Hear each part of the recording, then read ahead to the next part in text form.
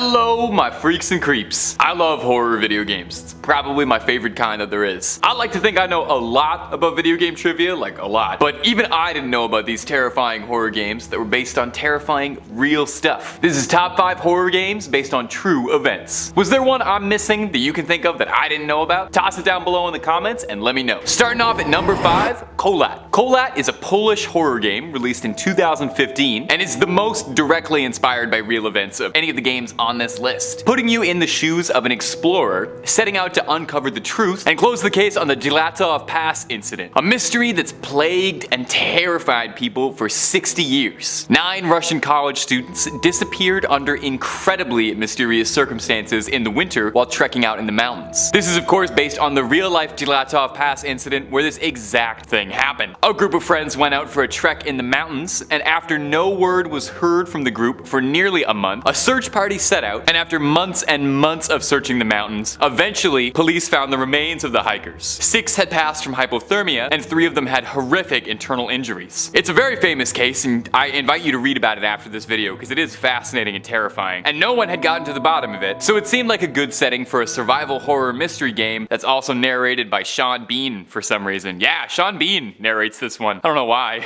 but because he's the narrator, he can't die, so he's got that going for him. While the most common hypothesis is that the group suffered under an avalanche, the game offers a much more complex narrative than that, featuring a bit of government conspiracy, supernatural dealings, and all the usual checklist stuff you'd expect from an indie Steam horror game. I've never actually played it, so I can't comment on it too much. I did watch the trailer, looks pretty cool, but I like to throw in one indie game in these lists that nobody's ever heard of. Check Kholat out, go give it a shot. And if you're enjoying all the content we're putting out, first of all, thank you very much, but might I suggest subscribing or clicking through for loads more horror content? We got loads of videos and we love the clicks. Let's keep going. Number 4, Outlast. Nothing is scarier than being alone in a dark hospital at night, and it's made even worse when all the patients are deranged and violent from years of government-sanctioned brainwashing. That's Outlast. If you haven't played Outlast, you play as an intrepid journalist who goes off to investigate an asylum after an anonymous whistleblower sends you a tip to go check it all out because something freaky is happening up there. So you do, and in classic horror video game guy fashion, you only bring a camera with you and nothing else, and don't even tell anyone you're going. You barely even bring batteries. You discover that the asylum has gone downhill, to say the least, and the inmates are running the asylum and are all too far gone to even know what's happening anymore, and are all violently hostile to outsiders. We learn as we venture through the halls that all the inmates have been experimented on by a cruel corporation trying to research the usual super soldier stuff, using all sorts of immoral research to try and activate extrasensory powers on people. Now, of course, Outlast does get pretty fantastical and horrifying, and I don't want to spoil too much, but eventually you are, like,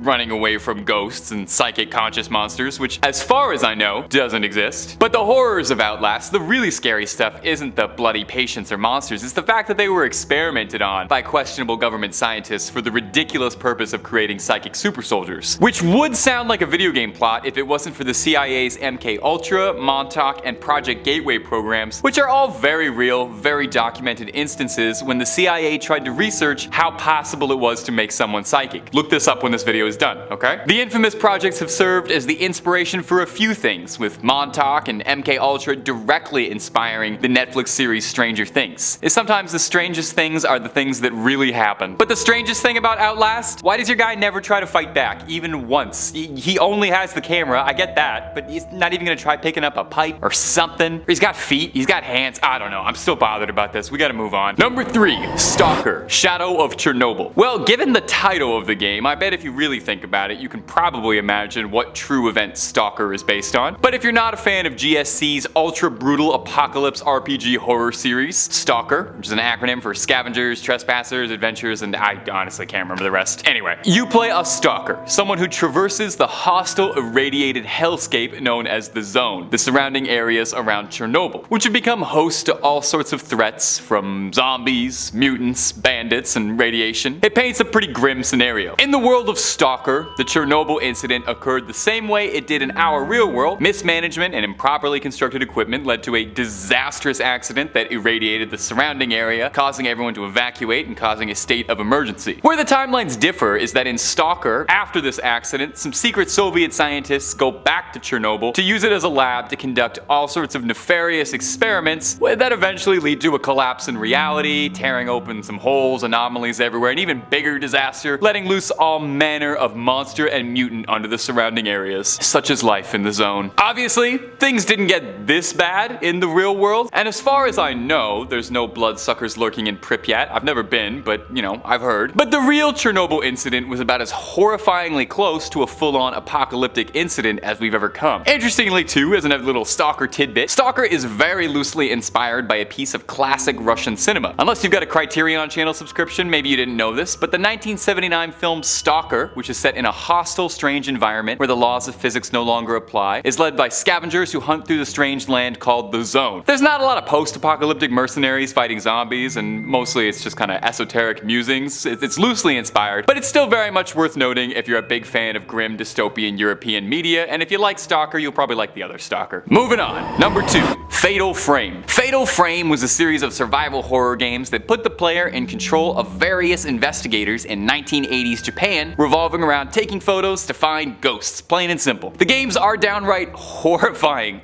with the developer's original intended mission statement being to make the scariest game possible, and there's quite a few fans who would agree with that. Although there's been a bunch of Fatal Frame games, the one we're going to be taking a look at is the very first. The first game in the series was largely inspired by a real Japanese urban legend ghost story, The Legend of Himuro Mansion. The story goes that a long time ago, a family lived in Himuro Mansion who participated in a strange ritual called the Strangling Ritual, which would seal off bad energy from within the earth. The family would choose a maiden, isolate her from the rest of the world to not attach her to the earth at all, thinking that this was part of the ritual if she got too connected to the material world. On the day of the ritual, she was bound by ropes and attached to horses, and you honestly don't want to know what comes next. The last ritual performed by the family ran into a bit of a hitch when the maiden fell in love with a man who tried to save her, leading to the patriarch of the family raising his blade to the maiden, then on his own family, then himself. The story goes that if you take a photo of the Himuro Mansion, you're able to see a ghost in the frame, which is what directly inspired the main gameplay mechanic of Fatal Frame, taking photos of ghosts. Now, I wouldn't feel super right if I didn't mention the tagline that boasts that Fatal Frame is based on a true story was only ever included in the North American release of the game, not the Japanese or European ones. So either it is inspired by this urban legend, or that was just something they put on the box to sell a cool game. Either way, Fatal Frame rules, and that's really all there is to it. And number 1, Resident Evil Village. Resident Evil has always been one of my all-time favorite series, and Resident Evil Village was like a kiss from Capcom on the cheek as a longtime fan. It was like RE4 and RE7 had a beautiful baby. It's probably the most out there the series has ever got, trading out the usual zombies and tentacle monsters for fairy tale horrors, werewolves, ogres, and a very tall vampire who I'm pretty sure at least 50% of the audience already knows a lot about. But as fantastical as Resident Evil Village is, did you know how much of it was inspired on reality? Yeah, well, okay, somewhat. First and foremost, the infamous Castle Dimitrescu was directly inspired by a real castle in the Carpathians where the game is set, Castle Pelish. If you look at some comparison images, it is like the spitting image down to the layout of the interior of the castle. Make sure to check those drawers for red herbs and ammo if you're ever passing through. Well, what about the lady of the manor, Miss Lady Dimitrescu herself? Well, tragically, there aren't any 9-foot-tall vampire women, and if there are,